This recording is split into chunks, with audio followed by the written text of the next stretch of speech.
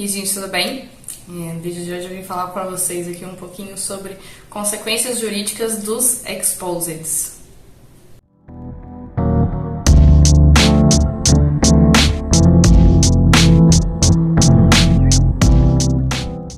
Nos últimos dias a gente tem visto algumas notícias, né, estourando por aí. Não só nos últimos dias, né, que essa moda de fazer exposed já tem um tempinho, mas eu decidi trazer essa informação para vocês com base em algumas situações que eu vi, né, na internet sendo propagadas.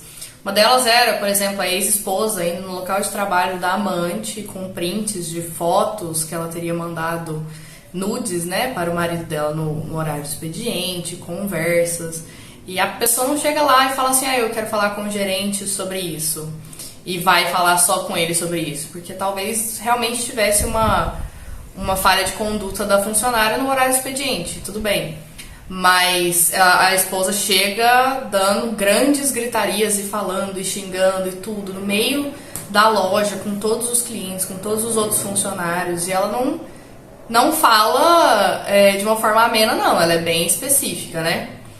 Da mesma forma também a gente já viu algumas vezes acontecendo, por exemplo, blogueiras, né? Na era das blogueiras aí é difícil a gente lidar com algumas situações. E o jeito que elas lidam é às vezes fazendo um exposed mesmo, levantando e falando, olha, fulana fez isso, mostrou isso daquele jeito.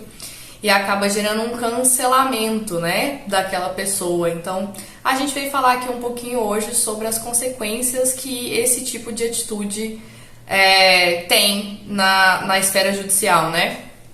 Então vamos lá, a primeira coisa, a gente tem que primeiro, o que é exposed, né?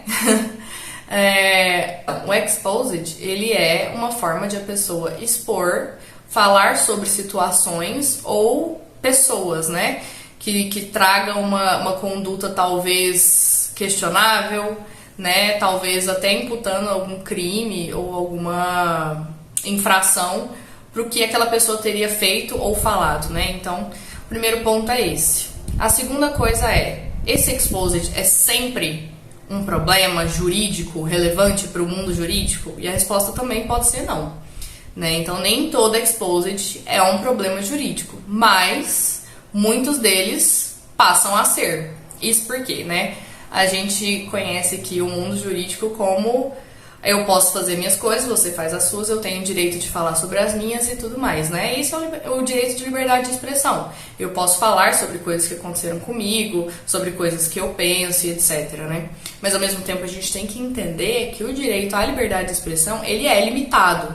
Então, a partir do momento que eu, com o que eu estou dizendo, firo direitos de outra pessoa, né, violo os direitos de outra pessoa, significa que eu excedi o meu livre exercício de direito, né? Então, sim, eu posso expor a minha opinião e eu posso falar sobre as minhas experiências, desde que isso não viole, por exemplo, direito da imagem, direito de honra, de intimidade, de privacidade de outra pessoa. Então, o que a gente vê na prática é que muitos exposeds violam, sim, o direito dessas pessoas, né? E isso ele viola porque ele fala sobre nomes, ele faz menção a lugares, né, e situações que são facilmente identificáveis, né? Então, não é só falar o nome, o CPF e o endereço da pessoa. Se você já contextualizar de uma forma que você individualize e você consiga fazer com quem está te ouvindo entenda, ainda que de forma indireta, quem é, aonde, como e porquê, isso pode sim ter uma consequência jurídica, tá?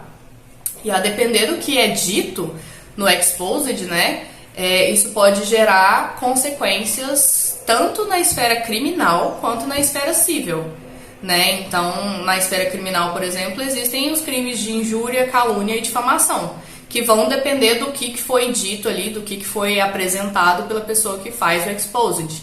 Enquanto na vara civil, a gente poderia entrar, por exemplo, com um processo de indenização por danos materiais e ou morais, né? Porque a depender do que a pessoa diz, ela pode perder, por exemplo, valores de uma empresa, ela pode ter a marca dela diminuída em questão de valores, né? E ao mesmo tempo ela pode deixar de ganhar coisas. Por exemplo, você vai e faz o exposed de, sei lá, um atleta, né? E aí os patrocinadores dele, que não concordam com aquela conduta, deixam de patrociná-lo. Então é o valor que ele deixou de ganhar também em razão daquilo.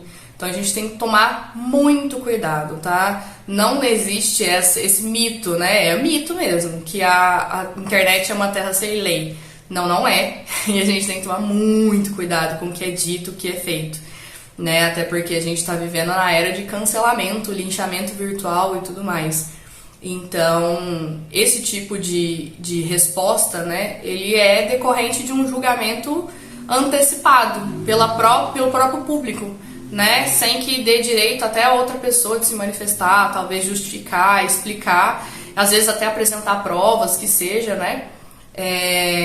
Para se defender daquilo. Então, não sair por aí só falando coisas e expondo situações e pessoas, porque isso sim pode trazer um grande problema. Então, se você tem uma questão com alguém, gente, por favor, não sejam essa pessoa que faz o exposed.